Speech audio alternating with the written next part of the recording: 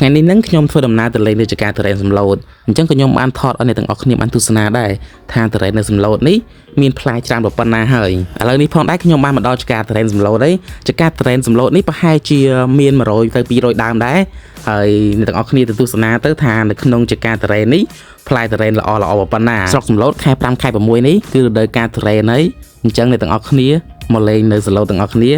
នៅក្នុងខែ5ខែ6នេះគឺអត់ឲ្យខកបំណងទេគឺតរ៉េនពេញឆ្ងាញ់តែម្ដងតរ៉េនទាំងអស់ហ្នឹងសិតសឹងតែតរ៉េនឆ្ងាញ់ហើយតរ៉េនធម្មជាតិទៀតអត់មានបាញ់ថ្នាំបាញ់អីទេហើយគាត់តែឃើញដើមទៅដើមខ្លះធំមែនតើហើយក៏ដើមខ្លះមានតូចដែរយើងទៅដើមខ្លះហើយដើមខ្លះក៏ដាំយូរឆ្នាំដែរអញ្ចឹងផ្លែល្អខ្លះមែនតើគាត់តែឃើញក៏ចង់ញ៉ាំដែរអញ្ចឹងអ្នកទាំងអស់គ្នាអាចមកលេងនៅសំឡូតនេះបានក្នុងខែ5និងខែ6នេះ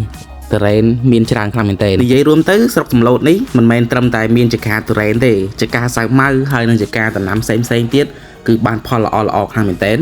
អញ្ចឹងវីដេអូមួយនេះគឺខ្ញុំមានតែប៉ុណ្្នឹងឯងអរគុណច្រើនដែលទស្សនាវីដេអូមួយនេះពីដើមរហូតដល់ចប់ជួបគ្នានៅវីដេអូក្រោយៗទៀត